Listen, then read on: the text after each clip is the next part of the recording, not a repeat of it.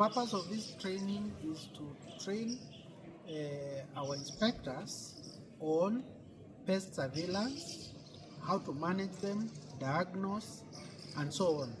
So we know very well that pest is a big challenge in agriculture because about 40 to 60% of crop losses is due to pest.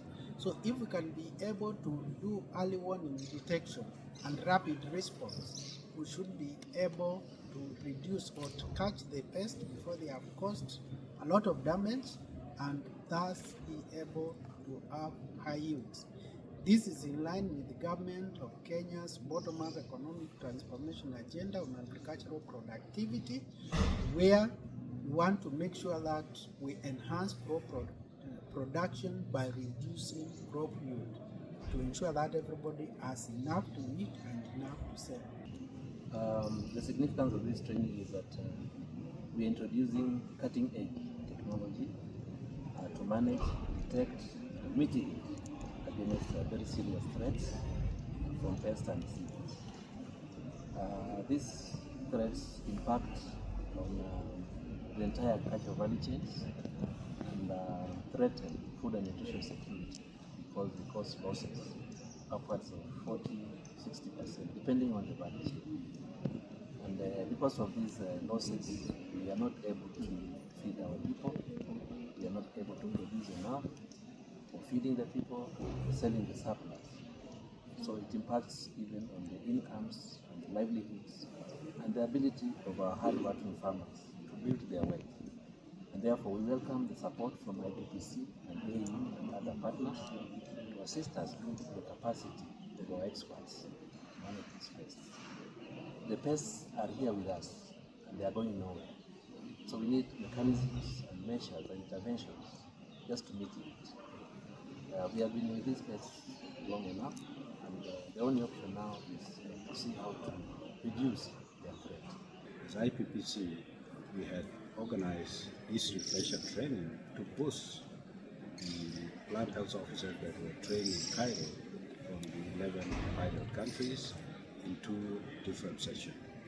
One in Douala for the Francophone countries, so we had plant health inspectors from 5 African countries in Douala, Cameroon last week, and today we are starting the one for English-speaking countries in Africa. 6 of them are represented here to be trained on this modern science and digital technology to help them monitor.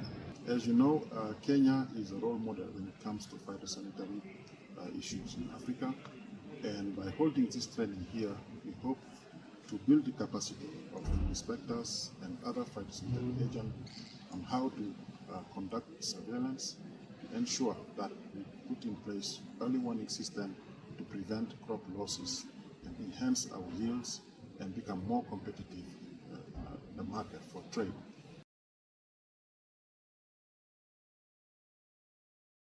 Thank you so much. Pass our regards to Kenyans' gross domestic product and 15% of its exports and the losses. Just imagine if we manage to cut it down by 25%, we'll be saving about $50 billion, which can be invested. And so for the last 10 years, they've been involved in stakeholder participation, discussions, and they approached the University of Nairobi as a mentor university. As you may be aware, the University of Nairobi is the oldest university in Kenya and is currently the largest and the best in terms of ranking in Eastern and Central Africa and among the top 10 in Africa.